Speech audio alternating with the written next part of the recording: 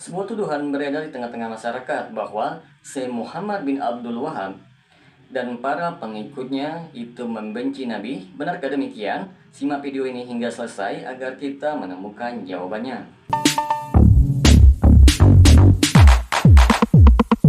Assalamualaikum warahmatullahi wabarakatuh. Berjumpa lagi dengan saya Riom Nadi di channel Manhaj Dakwah. Pada episode kali ini kita akan membahas tentang bagaimana sikap Wahabi terhadap Nabi.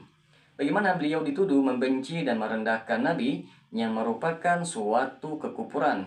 Padahal beliau selama hidupnya berupaya hidup di atas sunnah Nabi, membelanya dan menyebarkannya. Berikut inilah beberapa buktinya. Pertama, beliau menulis kitab sirah. Syekh Ahmad bin Hajar menjelaskan di dalam kitab Naqdu Kalam Al-Muqtarin ala Al-Hanabilah As-Salafiyin halaman 67-68, Syekh Muhammad bin Abdul Wahab menulis buku Mukhtasar Sirah Rasul yang telah tercetak beberapa kali dan beredar di berbagai negara. Seandainya beliau tidak cinta kepada Nabi, maka tidak mungkin beliau menulis buku sirah tersebut.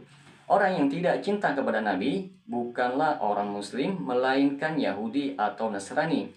Syekh Muhammad bin Abdul Wahab dan para pengikutnya selalu menganjurkan kepada manusia untuk berpegang teguh kepada sunnah Rasul yang sahih, dan beliau bersikap keras terhadap orang-orang yang menyelisihi sunnah Rasul serta menilainya terjerumus dalam kubang kebid'ahan.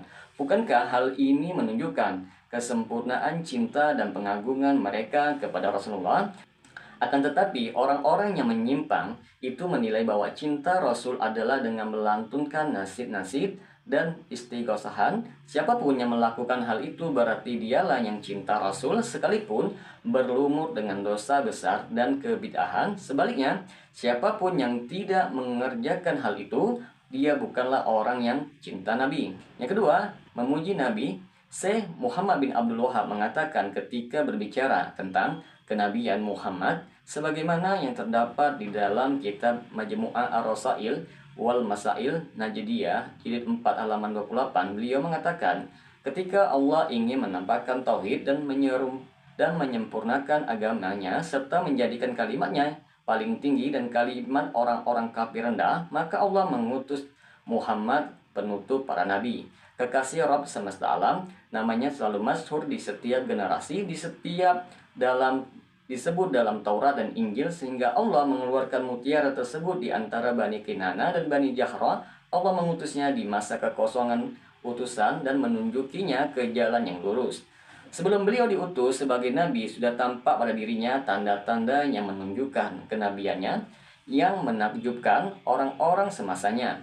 Beliau juga mengatakan sebagaimana yang terdapat di dalam kitab Majmu'ah Mu'allafat, Rasulullah Muhammad adalah Sayyid, yaitu Tuhan, pemberi syafaat, pemilik kedudukan terpuji sampai-sampai Adam dan orang-orang selainnya di bawah benderanya.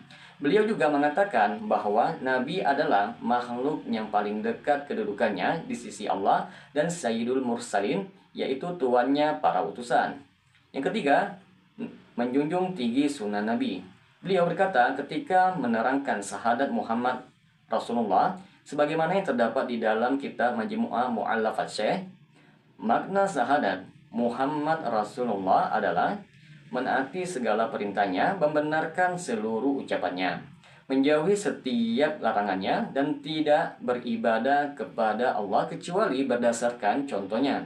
Beliau juga berkata ketika berbicara tentang surah An-Nur, dalam ayat ini terdapat perintah untuk taat kepada Allah dan Rasulnya, dan bahwasanya petunjuk itu terdapat dalam ketaatan kepada beliau, sebagaimana firman Allah dalam Quran surat An-Nur ayat 54 yang berbunyi, dan jika kamu taat kepadanya, niscaya kamu mendapat petunjuk.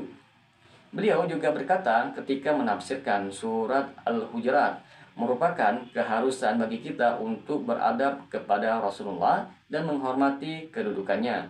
Syekh Abdul Latif bin Abdul Rahman berkata tentang kakeknya, Syekh Muhammad bin Abdul Wahab. Beliau telah menegaskan konsekuensi dari syahadat Muhammad Rasulullah, yaitu memurnikan mutaba'ah, yaitu mencontoh beliau, merealisasikan hak-hak beliau berupa cinta, penghormatan, pembelaan, mengikuti syariatnya, taat dan mendahulukan sunnah beliau di atas ucapan orang lain, berputar kemanapun dia berputar serta berhenti dimanapun dia berhenti dalam segala aspek agama. Apakah karena puji-pujian di atas, lalu Syekh Muhammad bin Abdul Wahab dikatakan merendahkan Nabi? Sesungguhnya bukanlah mata yang buta, melainkan hatilah yang buta. Semoga bermanfaat apa yang telah kami sampaikan. Assalamualaikum warahmatullahi wabarakatuh.